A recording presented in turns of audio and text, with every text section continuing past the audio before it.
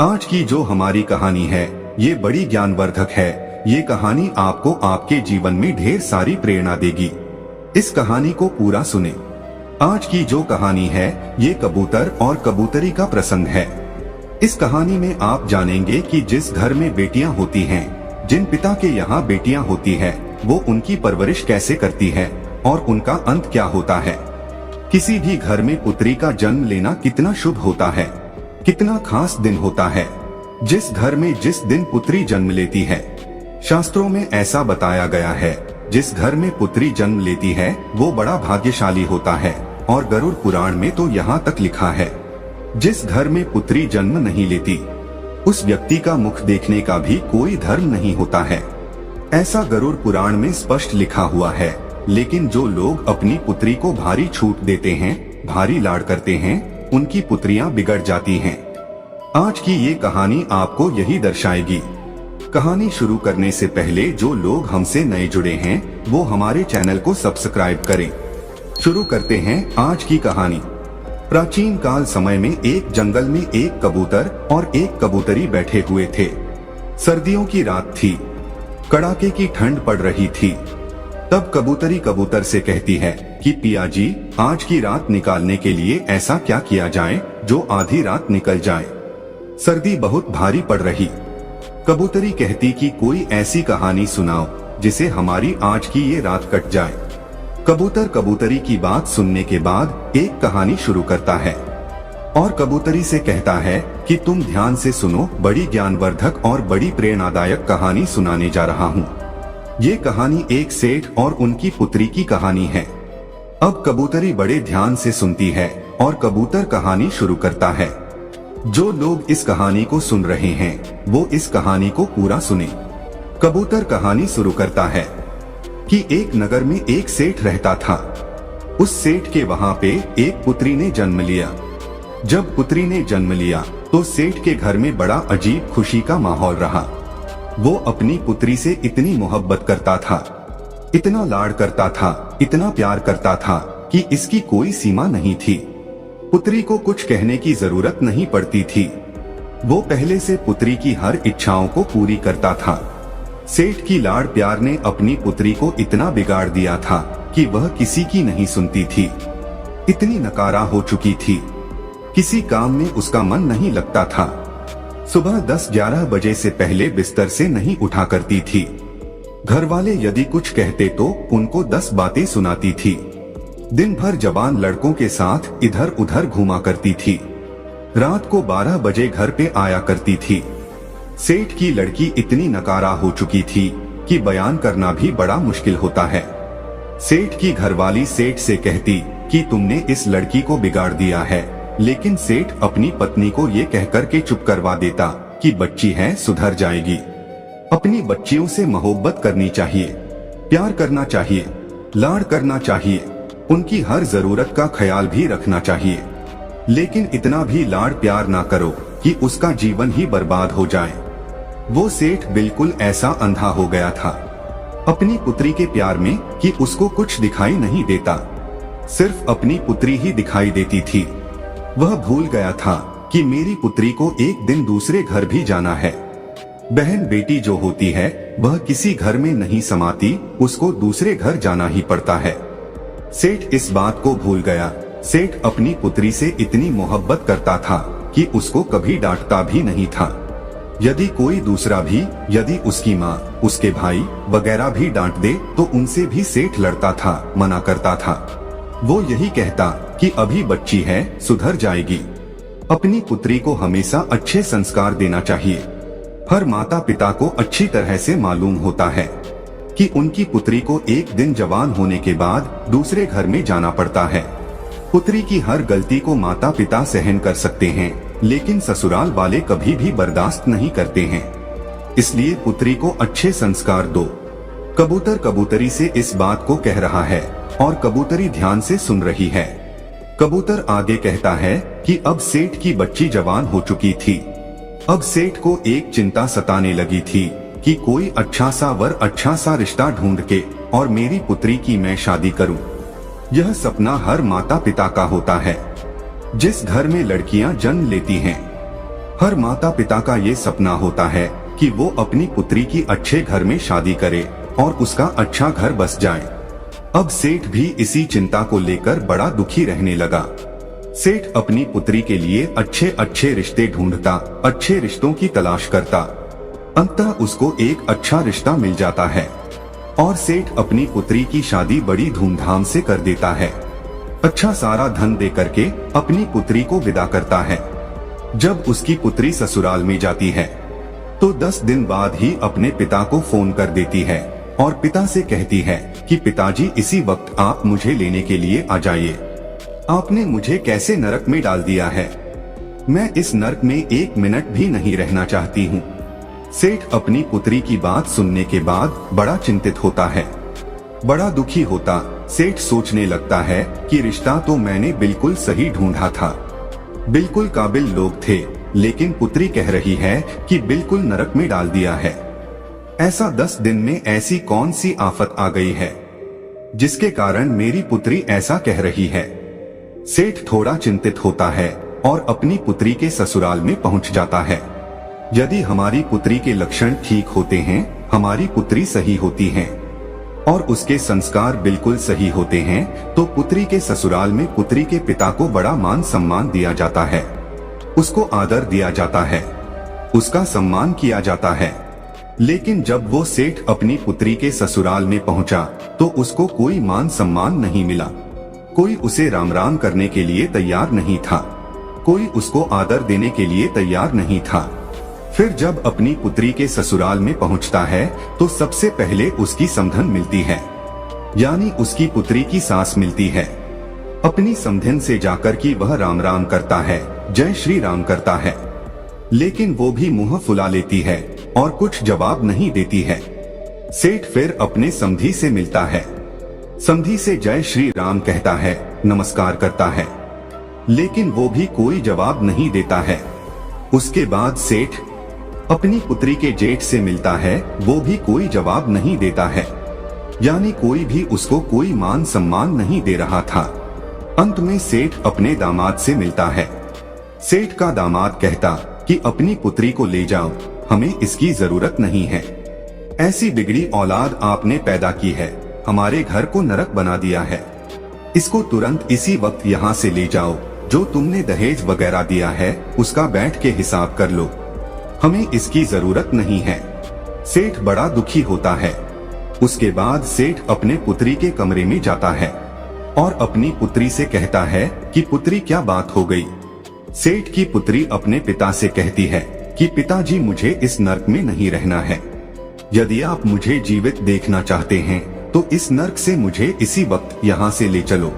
पुत्री की इतनी बात सुनने के बाद सेठ अपनी पुत्री को साथ लेकर के और पुत्री के ससुराल के घर से बाहर निकल जाता है। लेकिन फिर भी सेठ की पुत्री के ससुराल वाले कोई भी जयराम जी की नहीं करता है। सेठ अपनी पुत्री को लेके और रस्ते रस्ते रवाना हो जाता है। रास्ते में सेठ अपनी पुत्री से पूछता है कि पुत्री आप मुझे एक बात बताइए कि तुम्हारी सास कैसी है। सेठ की पुत्री कहती है कि पिताजी उसकी बारे में तो पूछो ही मत, वो तो एकदम डायन है, उसने मेरा जीना हराम कर दिया है। ऐसी डायन के घर में आपने मेरी शादी की है, हर वक्त मुझे तंग करती रहती है, ऐसी डायन का नाम भी मत लो। सेठ कहता है ठीक है पुत्री, अब आप मुझे ये बताइए कि तुम्हारे ससुर कैसे हैं। सेठ की पुत्री कहती है कि उस दुष्ट का नाम भी मत लो, वह तो एकदम दुष्ट है, राक्षस है। उसके बाद सेठ कहता है कि ठीक है उसे छोड़ो, अभी बताओ तुम्हारे जो जेठ है वो कैसे हैं। तो जेठ के बारे में भी सेठ की पुत्री कहती है कि जेठ तो बड़े जल्लाद है, उनकी तो बात ही मत करो, हर दिन मुझे परेशान करते रहते थे। उसके बाद पुत्री की बात सुनने के बाद सेठ फिर पूछते हैं कि तुम्हारी ननद कैसी है। वो तो ठीक होगी, वो तो तुमसे प्रेम करती होगी। सेठ की पुत्री जवाब देती है कि उन चुड़ैलों का नाम भी मत लो पिताश्री, वो तो बहुत ही बेकार है, उठ करके खाने वाली है। सेठ अपनी पुत्री की बात सुनने के बाद फिर पूछता कि ये बताइए कि तुम्हारे पति कैसे हैं, हमारे जमाई साहब कैसे हैं, वो तो तुमसे बेहद प्रेम करते होंगे। सेठ की पुत्री कहती है कि वो तो यमदूत है, पूरा यमराज है, उसका तुम नाम मत लो, बड़ा दुष्ट इंसान है, उसने तो मेरा जीना हराम कर दिया है, रात दिन मुझे मारता पीटता था, एक बात मेरी नहीं सुनता था। सेठ अपनी पुत्री की बात को सुनने के बाद अंत में सेठ पूछता है कि अभी ये बताइए कि तुम्हारे मोहल्ले वाले कैसे हैं। सेठ की पुत्री जवाब देती है कि पिताश्री, मोहल्ले वालों के बारे में भी कुछ ना पूछो, वो लुच्चे लफंगे बदमाश है, पूरा मोहल्ला खराब है।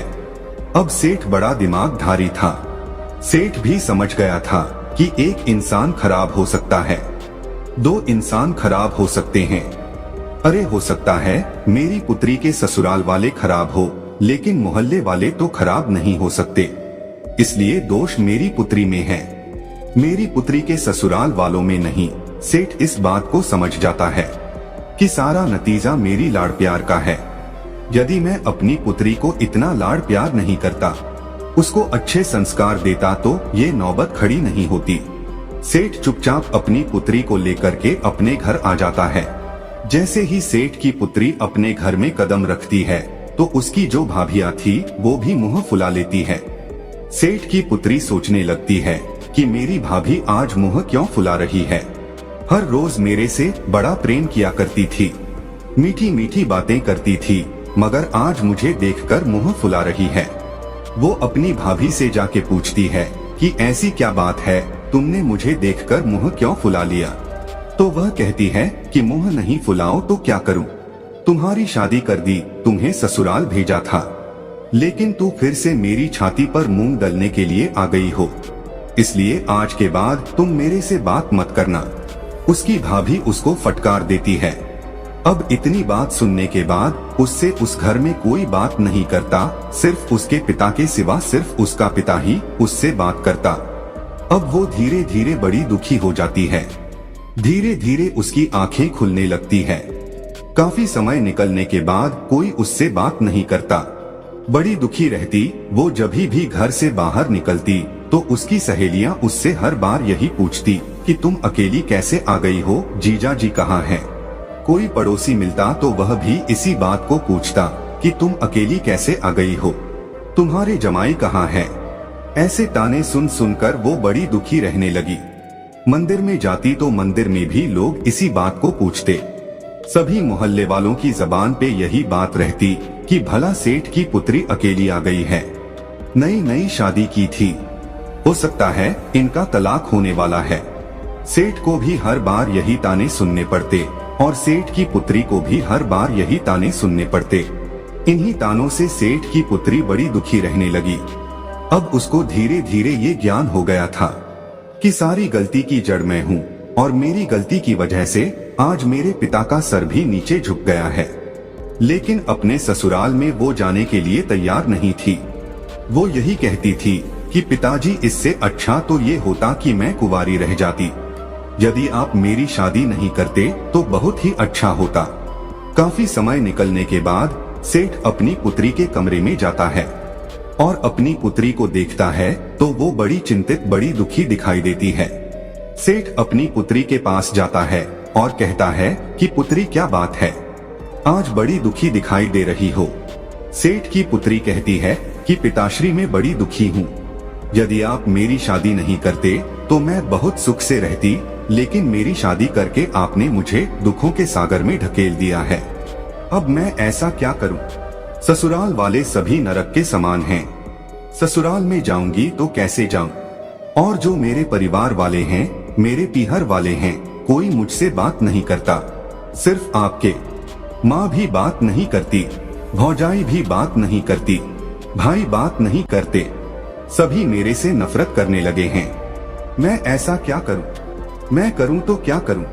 उसका पिता अपनी पुत्री से कहता कि पुत्री, हमारे नगर में एक बहुत बड़े विद्वान पहुँचे हुए साधु आए हैं, एक संत आए हैं। तुम्हारी समस्या को लेकर मैं उनके पास गया था तो उन्होंने मुझे एक उपाय बताया है। यदि तुम इस उपाय को करती हो तो 6 महीने के अंदर तुम्हारे सभी ससुराल वाले तुम्हारी मुट्ठी में होंगे और तुम्हारे इशारे पर नाचेंगे। इतनी बात पिता की सुनकर वो लड़की बड़ी खुश होती है। कहती है, पिताश्री 6 महीने में मेरी मुट्ठी में आ जाएंगे।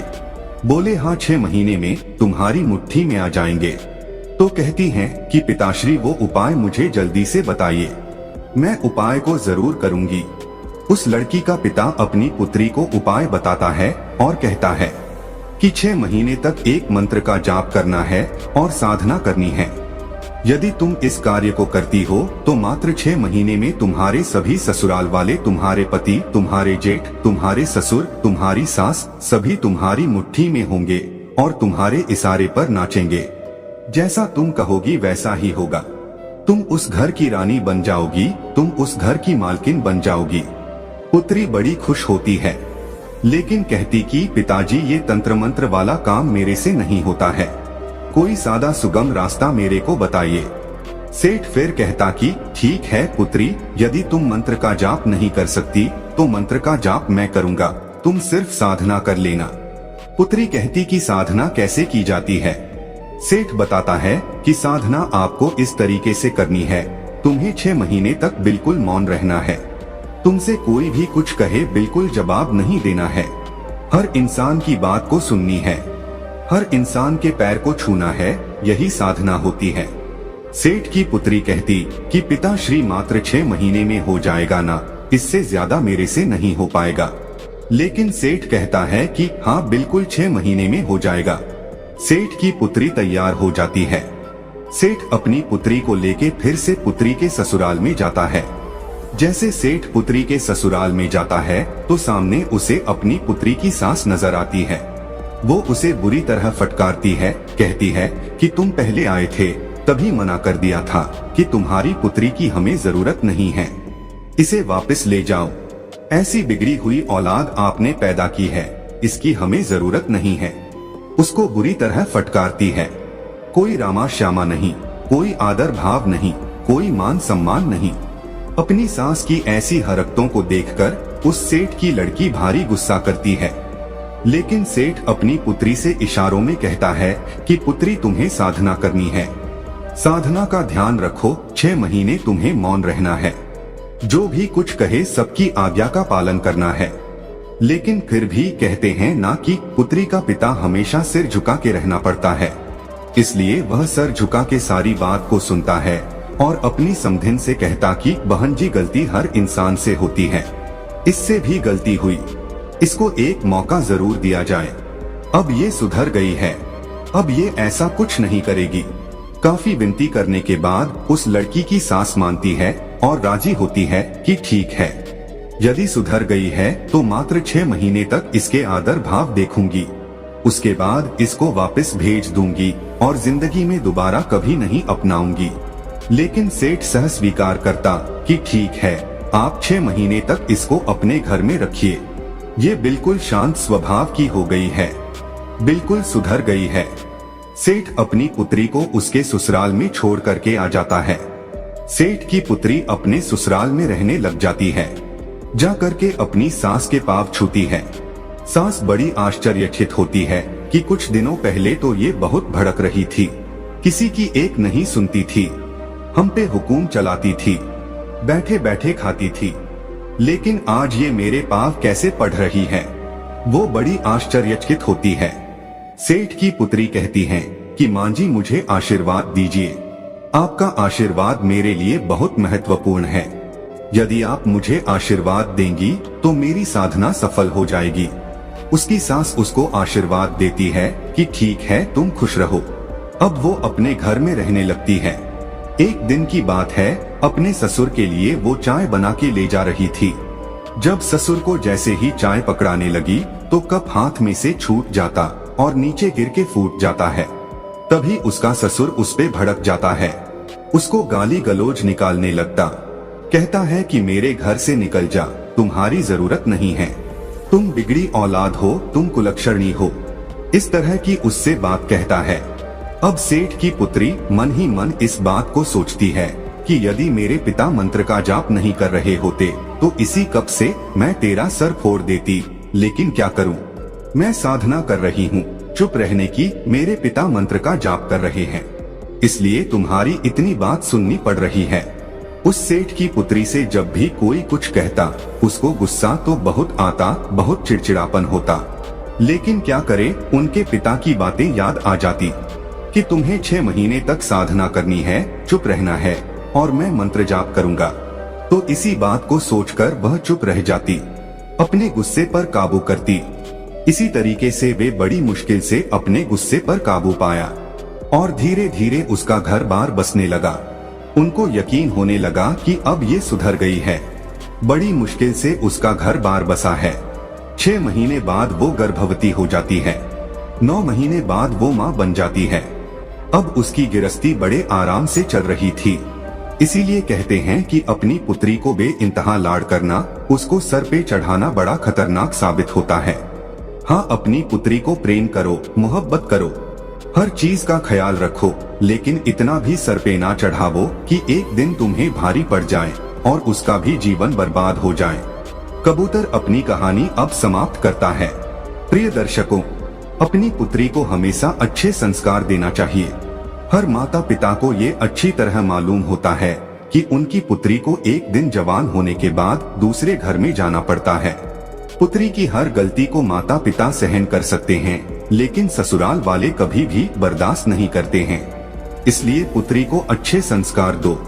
हम उम्मीद करते हैं कि इस कहानी से आप ढेर सारी प्रेरणा लेंगे। तो दोस्तों, यह कहानी आपको कैसी लगी हमें कमेंट सेक्शन में जरूर बताना, और अच्छी लगी हो तो इस चैनल को सब्सक्राइब जरूर कर लेना।